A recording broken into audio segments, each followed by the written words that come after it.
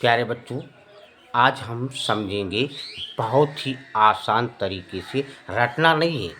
वीर सेचन जिसको स्पर्मेशन बोलते हैं और शुक्राणु जनन जिसको स्पर्मियोजेनेसिस बोलते हैं, इसकी परिभाषा हम आपको समझाएंगे। रटना नहीं है, आपको स्वयं याद हो जाएगी।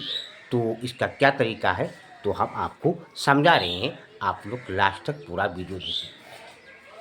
जब शुक्राणु जनन में एक स्पर्मेटिड्स यानी कोशिका होती है गोल आकार की, और ये कोशिका मतलब शुक्राणु बनने से पहले की ये कोशिका है, तो ये अचल होती है, गोल है, अचल है, यानी गति नहीं कर सकती।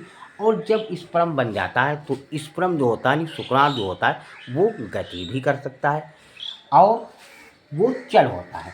तो ये गोल है, तो शुक्राणु जनन यानी गोल और अचल, ये अचल है, चलता नहीं है। स्पर्मेटिड्स भी इसको बोलते हैं।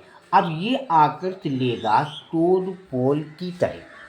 टोडपोल जैसे मेढक के बच्चे होते हैं छोटे छोटे, तो उसी की तरह ये स्पर्म दिखते हैं, शुक्राणु दिखते हैं। तो ये टोडपोल यानी कि आकृति वाले चल, क्योंकि यहाँ से जब ये पूरा स्पर्म बनेगा तो ये गति कर सकता है।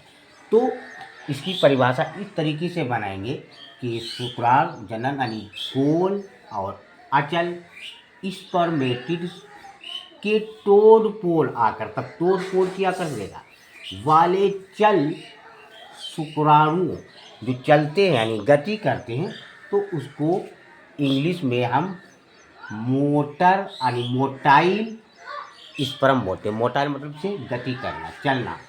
मोटाइल स्पर्म में बदलने की प्रक्रिया को, अब यहाँ से ये बदल जाते हैं, तो उसी को शुक्राणु जनन या शुक्राणु कायांतरण कहते हैं।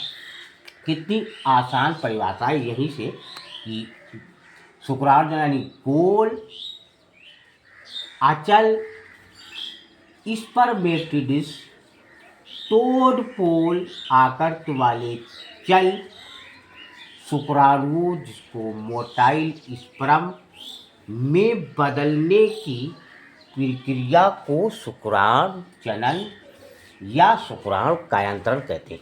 ये तो इसकी डेफिनेशन परिभाषा होगी। अब वीर सेचन की परिभाषा समझेंगे। वीर सेचन, अब ये शुक्राणु कायांतरण हो गया, अब इसका क्या होगा। वीर सेचन इसको स्पर्मिएशन भी बोलते हैं। शुक्राणु कायांतरण के बाद यानी उसके पश्चात ये शुक्राणु हो गया।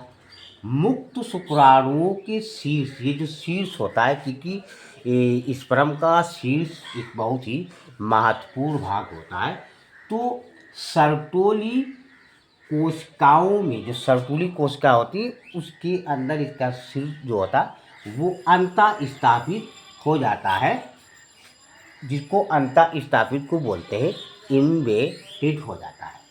और शुक्रजनक जो शुक्रजनक नलिकाएं होती हैं उनके स्तर शुक्राणुओं की उनकी गुहा ल्यूमेन बोलते हैं। जो नलिका होती है उसके अंदर खाली जगह को ल्यूमेन बोलते हैं। तो शुक्राणुओं को उनकी गुहा ल्यूमेन में मोचित, जिसको रिलीजन बोलते हैं, होने की प्रक्रिया को वीर सेचन बोलते हैं। बच्चों, ये हमने आपको परिभाषा बहुत ही आसान तरीके से समझाई है। लाइक, सब्सक्राइब, कमेंट और शेयर अवश्य कीजिए।